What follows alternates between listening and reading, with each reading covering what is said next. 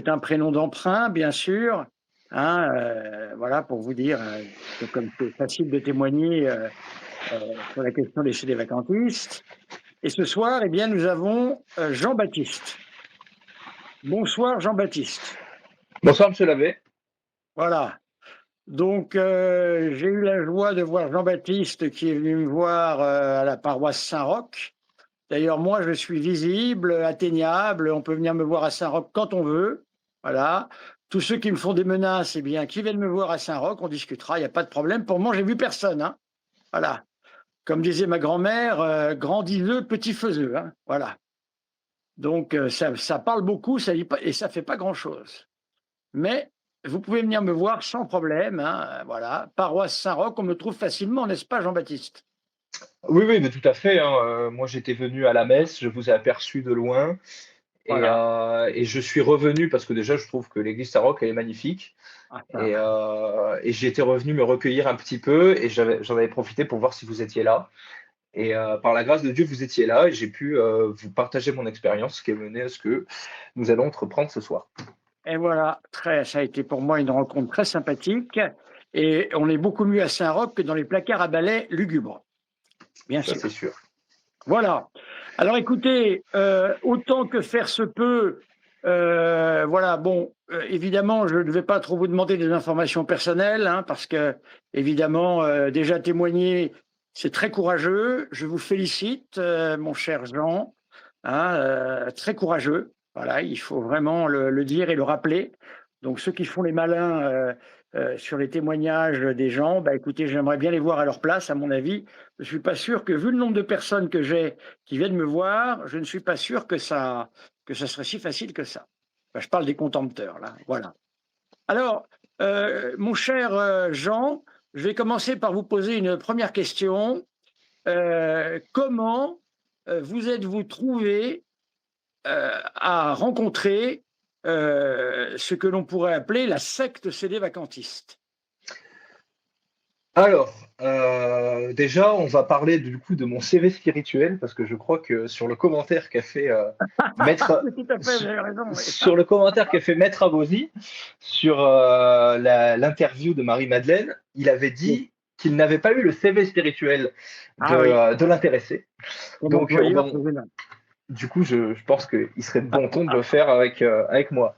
Allez dans le sens des mots. Allez-y. Donc, en ce qui me concerne, moi, je suis né dans une famille catholique de tradition qui n'était pas pratiquante, donc j'ai été baptisé. En revanche, j'ai été mis au catéchisme euh, dans une paroisse de campagne dans les Landes, à l'époque où il y avait quand même un beau reste des années 70-80. Le catéchisme fait jaillir la vie. Oh là Euh, là, le, oh là là, le catéchisme, il faut aimer tout le monde. oh là là, Voilà, oh là. Il j'ai suffit appris. d'aimer. Voilà, il suffit d'aimer. Le Notre Père, le Je vous salue Marie, aimons tout le monde, et Ah, ça s'est arrêté là. c'est ça. Des messes, des journées avec le catéchisme, des sorties, mais pas des choses qui ont fait que la foi était quelque chose de durable en moi à ce moment-là. Martin Luther King. Euh, Pas forcément, ça c'est venu plus tard D'accord. avec le lycée et le collège. C'est plutôt là qu'on nous remplit bien le cerveau avec ces choses-là. Et ensuite, je me suis toujours senti à l'aise à l'église et à l'aise au contact des prêtres, j'avais eu la chance j'avais la chance de rencontrer des prêtres dans ma paroisse, qui était une petite paroisse, qui sont restés longtemps et qui m'ont vu sur plusieurs années, avec qui ma famille a été très proche parce que ma mère a fait les démarches pour se faire baptiser en étant adulte. Donc, ce qui a fait qu'elle a été parrainée par deux personnes et on recevait souvent la visite de prêtres pour avoir un peu sa progression. Et à cette époque-là, on allait quand même régulièrement à la messe. Mes parents s'étaient un peu remis dedans. Et moi, j'étais servant d'hôtel à cette époque-là. J'étais enfant de chœur. J'appréciais mieux ça qu'être dans l'assemblée. Et il m'arrivait même de prendre mon vélo et d'aller servir la messe tout seul dans mon village avec les prêtres qui me connaissaient parce que j'étais le seul servant d'hôtel de ma paroisse qui regroupait plusieurs clochers, évidemment, comme c'est le cas dans les campagnes. À la suite de ça, en avançant un peu dans l'âge avec l'adolescence, forcément, la question religieuse, elle est passée un peu plus en arrière-plan. Et ça a été vraiment plus tard que je suis revenu à ces questions-là. Et c'est surtout le permis de conduire qui m'a permis de découvrir la première fois une paroisse de la Fraternité Saint-Pierre. Quel âge vous avez? Je venais d'avoir le permis, j'avais 19 ans, je pense. Et là, j'ai découvert une paroisse de la Fraternité Saint-Pierre parce qu'en fait, elle est dans la circonscription de ma paroisse d'enfance. Ouais. Et un de leurs prêtres participait de temps en temps à des célébrations avec les prêtres de la paroisse. Et je voyais que ce prêtre était habillé différemment, qu'il était en soutane, qu'il portait un surplis. Et j'avais vite posé des questions. On m'a dit, mais eux, c'est-à-dire qu'ils célèbrent comme avant, dos au peuple. On m'avait dit un peu les clichés qu'on a sur la messe de Saint-Pie V. Et avec le permis, j'y suis allé. Donc j'y suis allé, et là je me dis, mais c'est ça quoi. C'est ça. Les messes d'avant, moi j'avais trouvé que c'était un peu trop bisounours. On chantait Donne la paix à ton frère en se tapant dans les mains. Les chants d'offertoire, des fois, c'était mis sur un poste radio à CD. Bon, là, il y a une chorale grégorienne, il y a de l'encens, il y a la messe de Saint-Pie V. C'était ma première expérience. On dit un chapelet avant, on se recueille après. Voilà. C'était extraordinaire. C'est ça. Et donc, j'ai été assidu à cette paroisse. À cette époque-là, j'avais des parents qui continuaient à aller à la messe et je les voyais encore, malgré le fait que j'étais dans le monde professionnel déjà. Et je les voyais encore. Mais eux, ils allaient plutôt à la messe le samedi soir pour avoir d'autres activités le dimanche matin. Donc moi, je me tenais à aller à la messe à la Fraternité Saint-Pierre le dimanche matin. Sauf que moi, je gravite dans le sud-ouest en général. J'ai grandi dans les Landes, je passais la plupart des week-ends dans les Landes, mais je vis aussi beaucoup dans la région toulousaine. Dans la région toulousaine, c'est un petit peu plus compliqué. Moi, je suis vraiment dans C'est la le Qatar, campagne. alors? Pas tout à fait. Pas tout à fait. Dans les Pyrénées. Et là, pour avoir la messe traditionnelle, il n'y avait pas grand choix. C'était à Toulouse. Et il y avait deux options. C'était l'Institut Christ-Roi et la Fraternité Saint-Pédis. J'ai fait les deux, mais j'ai pas pu y être assidu. Et en fait, il n'y a aucune paroisse où j'ai été un membre actif. Parce que mon emploi du temps, mon travail, me le permettait pas. Et me le permet toujours pas d'être vraiment un membre actif dans une paroisse. Donc j'ai alterné entre l'Institut du Christ-Roi et la Fraternité Saint-Pédis. Et à ce moment-là, en cherchant des réponses à mes questions, en découvrant ce qu'on appelle la crise de l'Église, hein, qui existe, qu'on le veuille ou non, je suis tombé petit à petit, ça c'est les bienfaits des algorithmes YouTube, je suis tombé sur le contenu de Radio Athéna et de Maître Abosi. Ah. Et là, j'y ai trouvé ce qui manque à beaucoup, c'est-à-dire des réponses claires, des réponses qui étaient catégoriques, qui étaient fondées, je vous le dis avec la sensation, l'impression que j'avais à ce moment-là. Bien sûr, bien sûr. Des déclarations qui étaient fondées sur le magistère de l'Église, qui étaient et c'était clair. C'est ça qu'on attend aussi aujourd'hui, c'est d'avoir des réponses claires à nos questions. Tout à fait. D'ailleurs, je me souviens qu'il y a un sous-titre d'un de ses livres qui dit l'équivoque vaincu par le magistère. Et là, quand on entend ça, c'est extraordinaire. Ah oui. Sauf que là où j'habite toujours, avec le travail que j'avais, il m'était impossible d'avoir accès à des messes non acum. Donc c'était par internet et c'était en espérant qu'un jour je puisse rejoindre une paroisse non acum. J'ai réussi à fréquenter des paroisses non acum parce que à un moment, pour des raisons professionnelles, j'ai dû faire un déplacement dans le sud-est de la France. Et là, dans le sud-est de la France, j'ai côtoyé deux paroisses non Nunnakum. Et ça a été le début des problèmes, parce que, non pas que j'ai eu des problèmes avec les gens dans les paroisses, mais j'ai côtoyé deux chapelles qui avaient des positions strictement différentes. Et en fait, ça dénotait complètement avec les orientations claires, nettes et précises qu'on entendait dans les vidéos de Maître Abosi. En fait, quand on était dans le concret des chapelles, Ah. c'était complètement différent. Ça, Et c'est un là, point déjà, très important, hein. j'ai commencé à être perdu. Et de plus, pour que vous vous rendiez un peu compte, on a eu un événement familial qui a fait que ma famille est revenue en masse à l'église. Ah, Et ils recommençaient à aller à la messe. Et moi, au moment où ma famille recommençait allait à la messe, je commençais à leur dire que c'était la secte moderniste, que les sacrements étaient invalides, que la messe était ah là, invalide, que le pape ah n'était pas là, pape. ah là là là là là. Je me souviens même d'une scène que j'ai fait, et je m'en veux beaucoup. C'était le repas de Noël. Pour une fois, on arrivait à faire un repas de Noël avec la famille complète, avec mes parents, mes grands-parents, ma sœur, mon frère. Ma sœur, à cette époque-là, elle était en concubinage et depuis, elle a repris le bon chemin. Elle s'est mariée, elle est retournée à l'église de façon assidue. Euh, et surtout, la préparation au mariage lui fait prendre conscience de ce que c'était la situation de concubinage. Mais à l'époque, elle n'était pas encore là-dedans. Et moi, en plein repas de Noël, on était allé à la messe de Saint-Paul VI la veille. J'y étais allé pour faire plaisir à la famille. Mais pour moi, je leur avais dit, mais voilà, c'est invalide. Moi, je veux vous faire plaisir, mais au final, je rate la vraie messe, le vrai sacrement. Et j'en viens à dire à ma sœur le midi du 25 décembre, je lui dis, mais tu te rends compte que tu es en état de péché mortel Oh là là là.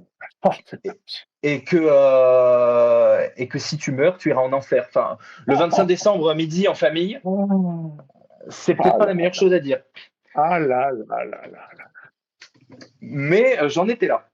Là, c'est vraiment digne d'une secte, là. Je m'en rendais pas compte. Moi, Ouais, j'étais dans la bien sûr, vérité. bien Je sûr. faisais partie des seuls qui avaient accès à la vérité, Ah, grâce à évidemment, Dieu. Et peut-être qu'un jour, j'allais évidemment. pouvoir convertir ma famille à la vérité. Comme l'ordre du temple solaire, hein, vous savez, c'est guère différent. Oui. Mais moi, l'esprit que j'avais à ce moment-là, c'était les catholiques vendéens ou les C'est ça, catholiques sous la Révolution qui faisaient la messe dans des granges. c'est ça. Moi, j'assistais à des messes. Au début, Clandestine. c'était dans un prieuré, c'était une villa provençale avec, avec un abbé qui était assez âgé. On y reviendra tout à l'heure. Et la deuxième Oui. fois, c'était dans un sous-sol d'immeuble. Et c'est là les premiers contacts que j'ai eus avec le CD Vacantisme. Je rappelle que ce soir, je ne suis pas là pour m'attaquer aux gens comme Monsieur Abosi ou comme d'autres personnes que je vais peut-être mentionner. Je ne suis pas là pour m'attaquer à eux frontalement en tant que personne. C'est ça. Je suis Mais là un pour système, je suis là pour dénoncer les dangers que ça représente c'est ça, comme système. comme système. C'est ça. Oui. On ne s'attaque pas aux personnes, on Euh, s'attaque à la doctrine. voilà, l'errance à laquelle ça peut mener. Et surtout aussi pour que les autorités de l'Église prennent conscience que ça représente vraiment un problème et que c'est pas une niche avec trois personnes qui sont perdues et qui seraient comme ça en orbite. Non, non, ça commence à être un vrai fléau maintenant. Une véritable nébuleuse, hein. Voilà, surtout avec les réseaux sociaux.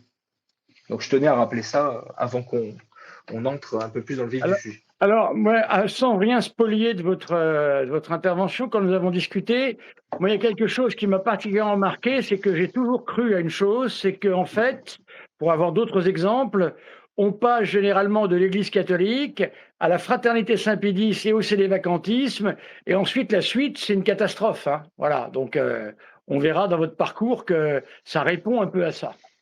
Complètement, complètement.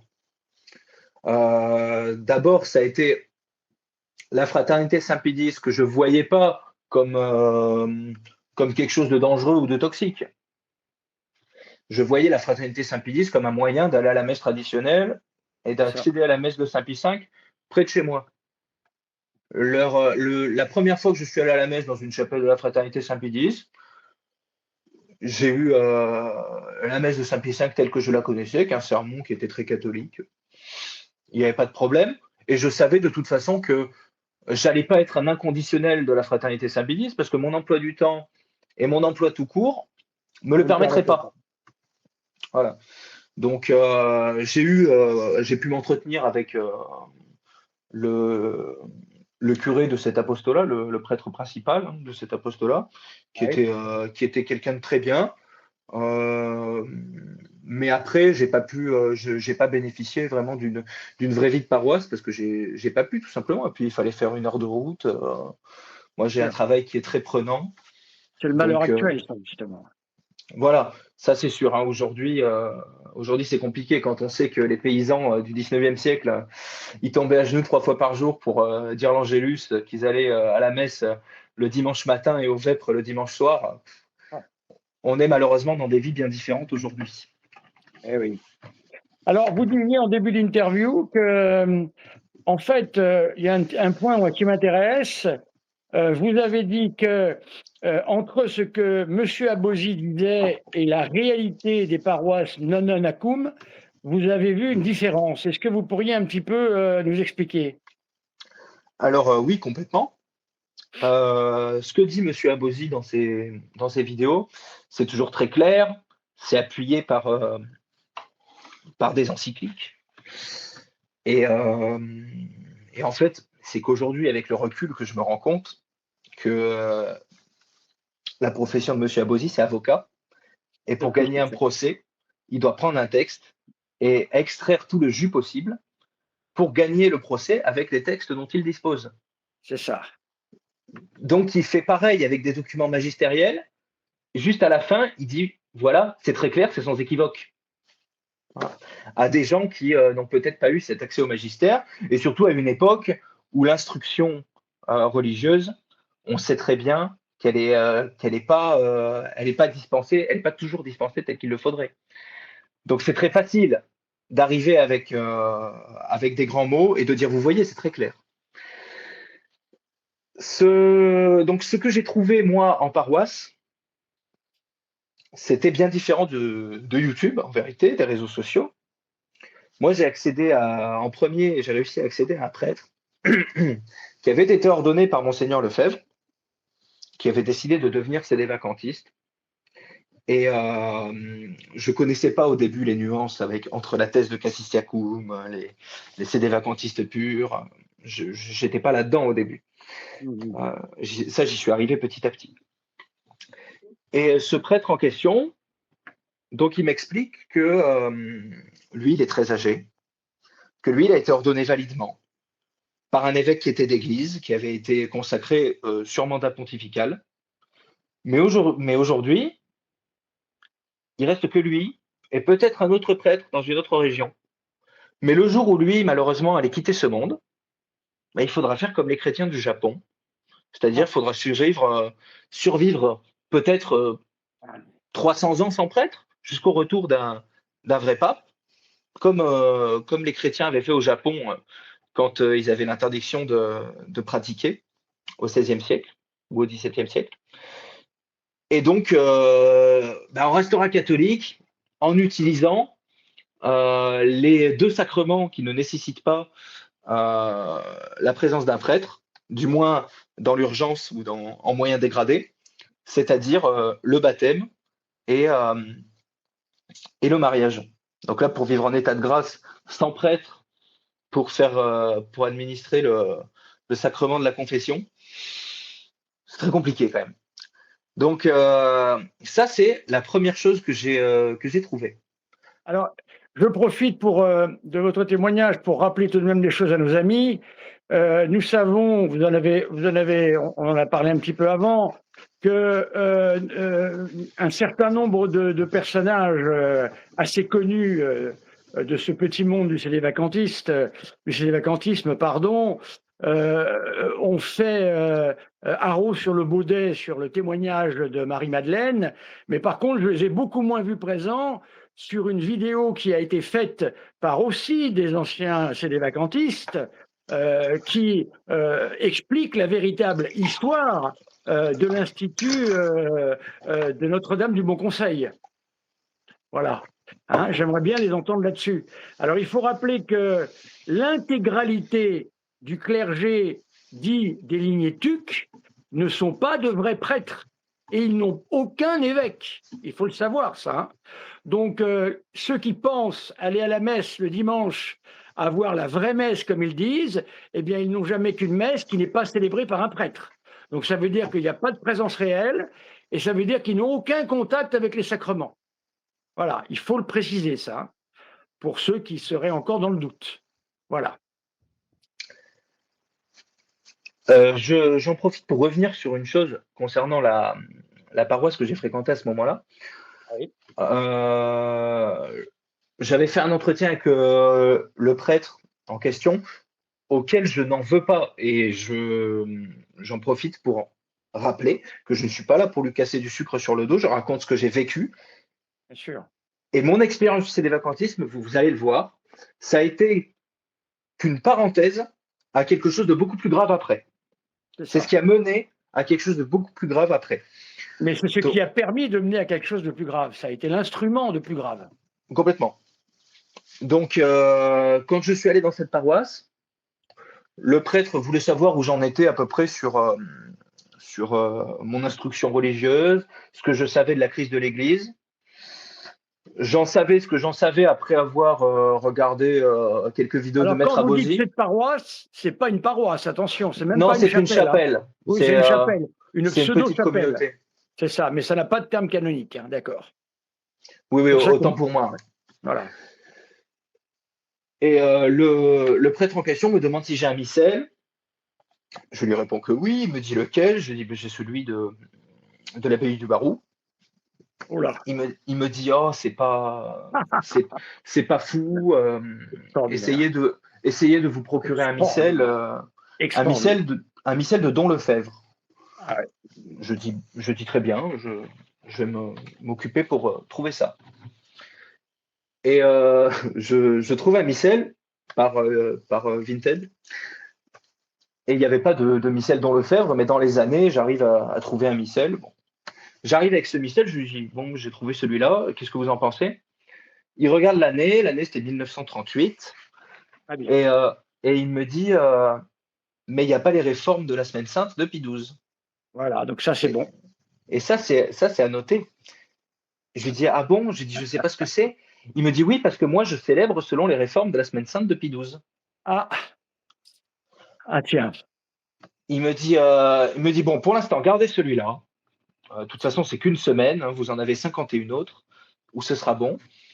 Il me dit, mais dès que vous pouvez mettre la main sur un Don Lefebvre où il y a les réformes de la Semaine Sainte de Pie XII, prenez celui-là, parce que moi, je célèbre comme ça. Je vais... Bon, j'y suis allé 2 fois après. Il ne faut pas croire que j'ai eu une énorme expérience en chapelle sédévacantiste. Mon expérience, ça a été... elle a surtout été sur Internet. Et c'est surtout ce qui est l'aboutissement de tout ça, sur lequel je voudrais témoigner. Et bon, j'y vais 1 fois, 2 fois, mais c'est vrai que ce raisonnement de après moi, il n'y aura plus rien.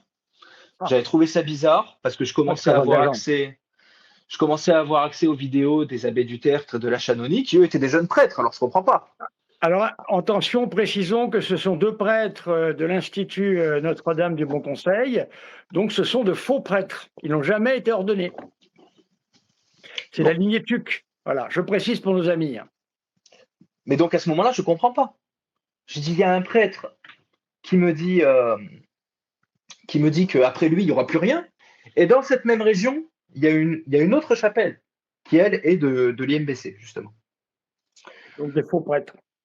Et à ce moment-là, sur les réseaux sociaux, je m'étais constitué un petit entourage de sédévacantistes.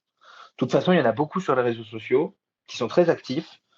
moi, j'utilise Instagram. Voilà, c'est la génération qui veut ça, mais je pense qu'il y en a aussi sur Facebook ou autre. Moi, j'utilise Instagram. Et de toute façon, à chaque publication Instagram qui concerne l'Église, quel que soit le thème, vous allez toujours avoir un CD vacantiste qui va dire que le pape n'est pas pape, que ceci, que cela. Et au fur et à mesure, je me suis constitué un petit réseau comme ça, et je m'étais abonné à un compte qui voulait faire des canaux Telegram en s'organisant par région entre derniers bastions catholiques de France, pour constituer justement les derniers bastions catholiques de France. Bon, ça partait d'un bon sentiment, hein, c'était essayer de trouver des prêtres, s'entraider. J'avais rien contre ça, et en soi, la logique n'est pas mauvaise. Bien Mais sûr. du coup, j'avais accès à plusieurs CD vacantistes qui étaient dans ma tranche d'âge et qui avaient un petit peu plus d'expérience de la chose que moi. Et je leur expose mon problème. Je dis, écoutez, moi, j'ai fait le pas de fréquenter une paroisse CD vacantiste, mais je suis confronté à ça. J'ai un prêtre qui me dit qu'après lui, il n'y aura plus personne. Qu'est-ce que vous en pensez? Ah, Et là, j'ai eu du oui, mais lui, voilà, c'est comme ça présente un certain problème et tout ça. Du coup, j'ai eu la chance, enfin, à ce moment-là, je pensais que c'était une chance, mais il y avait une deuxième chapelle dans le secteur de l'IMBC. J'y suis allé, et là, il y avait des prêtres qui étaient jeunes. C'était dans un sous-sol d'immeuble. donc toujours des faux prêtres, précisons toujours. Oui, oui, en effet. Et donc, j'ai rencontré des gens qui, à ce moment-là, étaient très gentils avec moi, mais bon, après, moi, je suis timide hein, par nature, donc Ah en bon? général, j'aime pas faire la causette aux gens à la sortie de l'église. Moi, je m'en vais discrètement une fois que j'ai fini de me recueillir. Vous C'est toujours fuyez. comme ça. C'est toujours comme ça. Même partout où j'ai fréquenté les églises, ça a toujours été comme ça. Et par la suite, j'ai dû me redéplacer pour des raisons professionnelles. Et là, j'avais plus accès à ces chapelles. Et alors là, faut bien se tenir hein, parce que il va se passer quelque chose. Là, je remarque qu'il y a une autre chapelle, parce que sur le site catholique de France, heureusement, c'est répertorié. Une autre chapelle qui est plus près de chez moi, par un, qui est tenue pardon, par un prêtre qui a une très bonne réputation. J'ai Alors, demandé sur. entre parenthèses, ils sont très malins parce que le site catholique de France, ils ont choisi les deux mots-clés sur lesquels, si l'on ne connaît pas le monde catholique, on est quasiment sûr de tomber. Soit on Oui. tape catholique, soit on tape France. Voilà. Non, mais c'est très bien fait. Ah oui, ça y est, derrière, il y a de la logistique. Hein. Et du coup, je tombe sur une chapelle qui est plus près de chez moi, donc plus dans le sud-ouest de la France. Ça me demandait de faire un peu de route, mais j'ai dit, qu'est-ce qu'on ferait pas pour le bon Dieu? Voilà. Oui, Mais vous étiez venu. j'avais toujours ma confusion parce que j'étais allé dans deux chapelles qui proposaient, enfin, qui voyaient la chose différemment, l'une comme l'autre. Une chapelle qui ordonnait des prêtres et une autre avec un prêtre qui disait que quand il allait mourir, il n'y aurait plus de prêtres. Parce qu'il fallait, pour ordonner des prêtres, des évêques qui étaient d'église, donc Et qui voilà. étaient consacrés sous mandat pontifical. Et les autres de l'IMBC, eux, ça ne les dérangeait pas de consacrer des évêques parce qu'ils estimaient que dans le cas de crise, on pouvait consacrer des évêques parce qu'il fallait perpétuer le sacerdoce. Et là, du coup, j'appelle ce prêtre en question du sud-ouest de la France, cette fois-ci, pour un peu me présenter et je lui raconte mes expériences. Je lui dis, voilà, j'ai été face à ces deux cas de figure. Euh, je ne sais pas s'il est de bon ton de le nommer, ce prêtre, mais je vais le faire quand même, C'est vous qui peut-être. sentez. Je vais le faire quand même parce que j'ai vraiment rien contre lui, pour le coup. On s'est eu au téléphone. Lui, j'ai vraiment rien contre lui. C'était Monsieur Labérillou. Voilà. Je l'appelle. Il me répond. Je lui raconte un peu mon parcours et pourquoi j'en suis arrivé au constat de la vacance du siège, comme ils aiment à le dire, et les situations auxquelles j'ai été confronté. Et au lieu d'avoir une réponse très claire, aller chez les uns ou aller chez les autres en attendant de pouvoir venir dans ma chapelle, il me dit que aujourd'hui on est dans une situation de crise et que le bon Dieu est le seul à avoir la solution à cette crise. Que si je me sens bien dans une chapelle, que je continue à aller à celle-là, et que si je me sens bien dans une autre, que je continue à aller à cette autre chapelle. Je lui ai expliqué mon parcours et au début, mes premiers pas à la fraternité Saint-Pierre, puis à la fraternité Saint-Pédis. Il me dit ça, c'est individuel à vous. Si vous vous sentez mieux à la fraternité Saint-Pierre, à la fraternité Saint-Pédis ou dans les chapelles non Nunakum. L'abbé Rioux, entre parenthèses, que je connais un tout petit peu, est vraiment le plus intelligent que l'on puisse trouver chez les vacantistes. Hein. Il est très à part. Hein. Et l'abbé Rioux a quelque chose de particulier, c'est qu'il reconnaît les ordinations selon le rite de Paul VI, voilà, de Saint Paul VI. Il faut le savoir. Il est très courageux parce qu'il cherche la vérité, ce garçon. Hein. Et il est vraiment prêtre parce qu'il a été ordonné par Monseigneur Lefebvre. Sauf que là, moi, ça ne me va pas du tout. Non, non, ça ne va pas du tout, c'est certain. Mais je mets à part l'abbé Rioux parce que il est différent des autres. Voilà, c'est non, simplement ça que je veux dire. Ce que je voulais vous dire, c'est que la réponse qu'il m'a donnée à ce moment-là, elle ne m'allait pas du tout. Parce que moi, je voulais une réponse claire. Et c'est ça. À ce moment-là, j'étais en déplacement professionnel. Il faisait nuit. J'étais encore fumeur. J'ai raccroché. Enfin, non, on n'avait pas encore raccroché. Il était en train de me parler. Je regarde en haut. Je regarde le ciel. J'allume une cigarette. Et je lui dis, je suis désolé, monsieur l'abbé, mais en fait, j'attendais une réponse claire. C'est-à-dire que je m'attendais pas à une réponse aussi nuancée de votre part. Je m'attendais à une réponse claire et sans équivoque. Et là, tenez-vous bien. Il m'a dit, si vous voulez une réponse claire, vous avez qu'à écouter Adrien Abosi. Mais la moitié du temps, il dit n'importe quoi. Oh, redites, s'il vous plaît. Redites ce que vous venez de dire, c'est intéressant. Allez-y. Il m'a dit, si vous voulez une réponse claire, vous n'avez qu'à écouter Adrien Abosi. Sauf que la moitié du temps, il dit n'importe quoi. Excellent. Excellent. Sauf que là, pour moi, ça n'était pas du tout excellent. Je lui dis, bon, merci, monsieur l'abbé, bonne soirée. Je raccroche. Et là, je rentre. Mais j'étais content qu'il ait pris du temps pour moi. Et sauf qu'à ce moment-là, comme j'étais dedans, mais à cette époque-là, il faut voir, hein, j'écoutais les vidéos de Maître Abosi en boucle. J'en écoutais plusieurs fois. J'avais acheté les livres de Johan Livernet et plusieurs choses. Les deux ne s'entendent pas ensemble. Hein. Donc voilà, j'avais acheté plusieurs choses, mais bon. C'est pas un mini du tout. Hein. Et non. Mais bon, je lisais ces choses-là. Bon, là, ça y est, moi, j'étais parti. Ça y est, l'église, elle était infiltrée de l'intérieur. Après, bon, l'église n'était plus l'église. Le siège était occupé. Et là, quand on me dit ça, mais ça veut dire quoi je vais continuer à retourner à la fraternité Saint-Pédis ou à la fraternité Saint-Pierre alors qu'ils sont Nakoum avec un pape qui est hérétique. Là, j'étais perdu.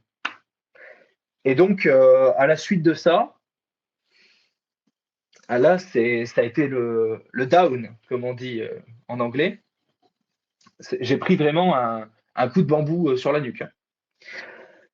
Et je ne savais plus à quoi m'adresser, à qui m'adresser. Là, je ne voulais même plus entendre parler de ces réseaux Internet que j'avais. Là, vous ne vouliez même plus écouter Abosi dans ces émissions. Là. Je l'écoutais encore. Ah oui. Mais je savais pas comment j'allais faire dans le concret, dans ma vie religieuse, dans ma vie de prière. Vous vous rendiez compte que le discours d'Abosi et la réalité, c'est deux choses. Hein. On est bien d'accord. Hein. Ah oui, oui, complètement. Voilà. C'est important que nos amis ont comme ça. Hein. Et du coup, là, j'ai abandonné. J'ai abandonné pour un moment. Jusqu'à ce que le temps passe. Plusieurs mois passent. Et je me suis dit, écoute, face à une telle crise, est-ce que le mieux ne serait pas de revenir à l'essentiel et d'examiner la parole de Dieu par toi-même. Ouh là là là là. J'ai fait exactement la même démarche qu'un moine allemand a fait au XVIe siècle. Voilà. Et ça m'a mené dans différentes, dans Cultura différentes, Sala. dans différents temples, comme ils l'appellent.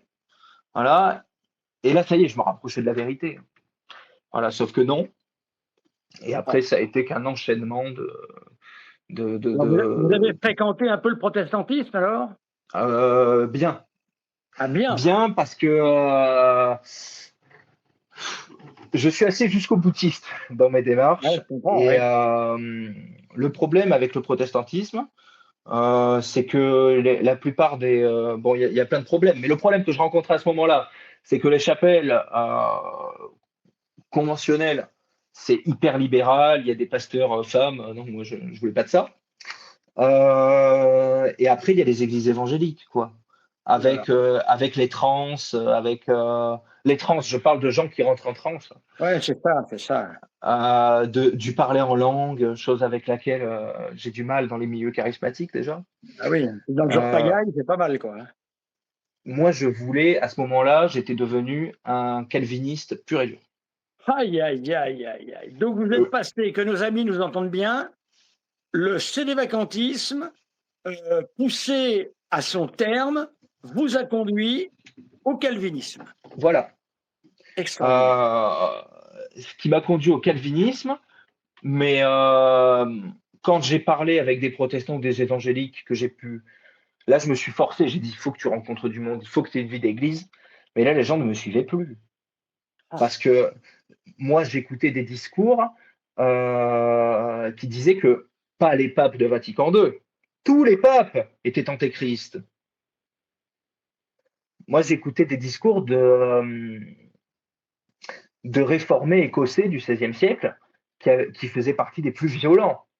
ah oui. Hein. Et d'ailleurs, je suis allé en Écosse pour côtoyer la réforme de plus près. Wycliffe, par exemple, ça vous dit quelque chose? Wycliffe, Ouais. c'est pas un des plus violents, John Wycliffe, c'est un des précurseurs, Il était déjà pas mal dans le genre. c'est un des premiers, mais il y avait, non, mais il y avait, moi les gens que j'ai connus, c'était des disciples de Knox, donc qui était un disciple écossais de Luther, Ah qui était dans la veine des puritains de la Révolution anglaise du XVIe siècle, donc des gens qui considéraient que les catholiques c'était des idolâtres, il est euh, persécuté. il les persécutait, et que les papes étaient antichristes. Voilà. Et les gens autour de moi m'avaient connu comme quelqu'un à qui il fallait poser des questions en termes de foi catholique. Ils commençaient à s'investir dedans, et là d'un coup je leur dis mais attendez, on n'a rien compris. On n'a rien compris, c'est pas ça. Il faut réexaminer la Bible par nous-mêmes. Il faut revenir à l'essentiel. Hein, tout ça, ces crucifix, ces icônes, cette liturgie, tout ça, c'est des idolâtries. Il faut revenir à la parole de Dieu. Là, j'étais devenu d'un coup un des plus radicaux. Sauf que le problème, et c'est le gros point commun entre le sédévacantisme et le protestantisme, c'est que vous allez d'une chapelle à l'autre, le discours est totalement différent. Eh oui, c'est ça. Le discours est totalement différent. Et où est-ce que ça mène quand on n'a pas de socle commun? Parce que l'Église, étant une structure de constitution divine, elle sait très bien ce qu'elle fait pour, euh, pour mener sa barque. Les structures humaines, que ce soit les chapelles sédévacantistes ou les chapelles protestantes, ça va dans le sens, ça va dans le sens où veut bien aller ceux qui la dirigent et qui l'administrent. Et donc, ça va dans des sens humains qui peuvent être Non. aussi différents de ce qu'il y a du nombre d'humains qu'il peut y avoir. Dans Donc, ce que vous me dites, il y a quelque chose qui m'interpelle. Alors, je mets ça au conditionnel. Je précise bien que je le mets au conditionnel, étant donné que je sais à qui je m'adresse. Hein, là, c'est que j'ai rencontré quelqu'un qui apparemment connaît bien Maître Abosi depuis longtemps, et je mets bien au conditionnel. Il serait possible. Hein, je ne porte aucune accusation, mais je pense que Maître Abosi, étant toujours d'une grande clarté, comme vous l'avez dit, peut répondre à ça sans problème. Je pense que lui m'a dit, enfin, ce monsieur m'a dit que Maître Abosi est passé directement du protestantisme au sédévacantisme. Voilà, alors il faudrait le vérifier, ça. Hein, c'est au conditionnel, je n'en suis pas sûr. Mais Maître Abosi, je pense qu'il n'a rien à cacher, il répondra facilement. Mais ça n'aurait rien d'étonnant face à ce que vous nous dites ici. Voilà. Oui, oui, Je en voudrais effet. préciser. Donc voilà l'expérience que j'ai eue sur le sujet. Euh, Moi, ça m'a fait perdre la foi, tout simplement, C'est ça, jusqu'à une intervention que j'attribue à la Sainte Vierge. Voilà. miraculeuse. Voilà. Une intervention miraculeuse que j'attribue à la Sainte Vierge, qui s'est passée au début du carême, de ce carême-là. Voilà. Et j'ai vraiment l'impression d'avoir été sorti de l'eau par la Sainte Vierge. Alors, une petite question, c'est pas pour renvoyer les choses à moi-même, mais c'est simplement par intérêt, si vous voulez. Est-ce que le travail que j'ai fait sur Internet vous a aidé? Oui, complètement. D'accord, c'est important de l'entendre, ça. Complètement. Je ne vous l'ai pas dit, hein, autant pour moi, j'allais Oui, y il faut le dire venir. parce que c'est pas pour de l'autolatrie, mais c'est parce que bon, voilà, c'est Non, non, pour mais montrer vous que avez tout à c'est fait raison. utile, quoi. Vous avez tout à fait raison. C'est la raison pour laquelle j'ai profité du fait que je sois à Paris pour venir vous voir Ah oui, et pour venir vous trouver dans votre sacristie. C'est parce que votre travail m'a énormément aidé et voilà, euh, à, m'a énormément aidé à comprendre ce qui s'était passé et à prendre du recul sur ce qui s'était passé et à voir à quel point euh, je m'étais égaré. c'est ça. Parce que l'intervention que je dois à la Sainte Vierge, comme je le dis, elle m'a sorti du protestantisme.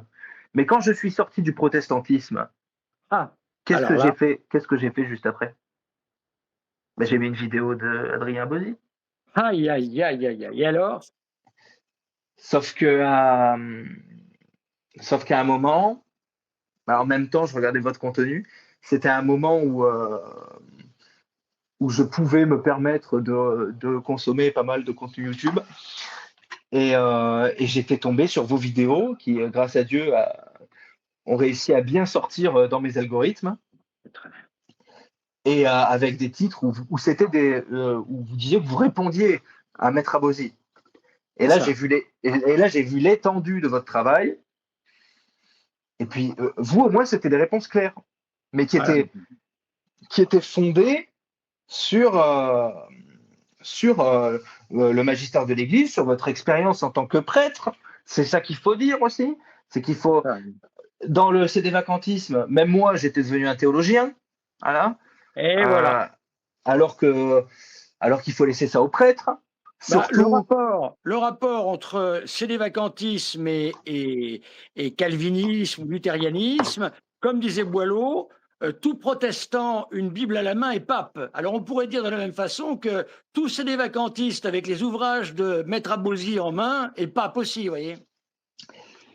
et oui, oui, mais en effet. Voilà. Et donc, j'ai conscientisé ça. Je me suis dit, mais attends, euh, c'est aux prêtres de faire ça. À ce moment-là, Exactement. je commençais à voir, aussi les vidéos de l'abbé Laffitte qui fait ses shorts là, sur Instagram.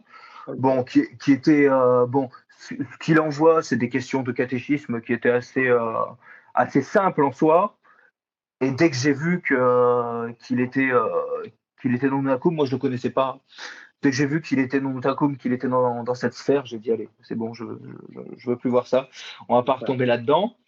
Mais Vous n'avez vécu une conversion liée à la Sainte Vierge.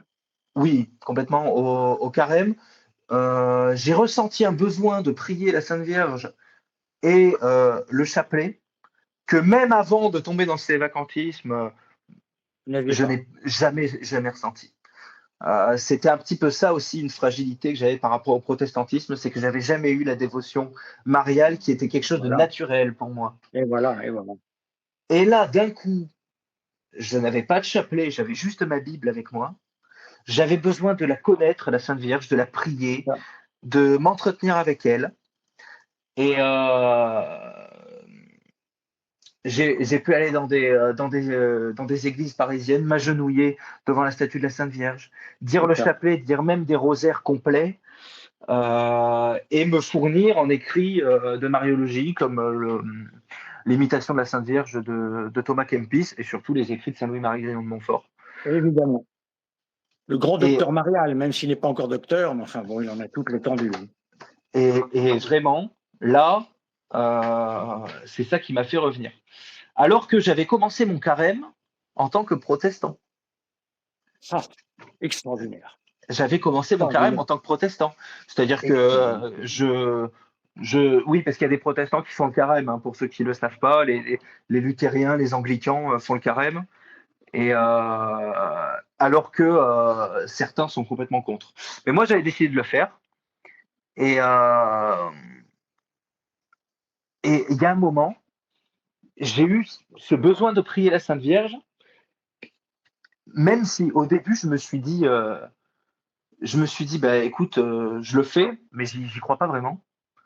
Je sais pas si c'est bien ou pas, mais là, j'ai besoin de le faire. Et depuis, je récite un chapelet par jour et ça m'a jamais quitté.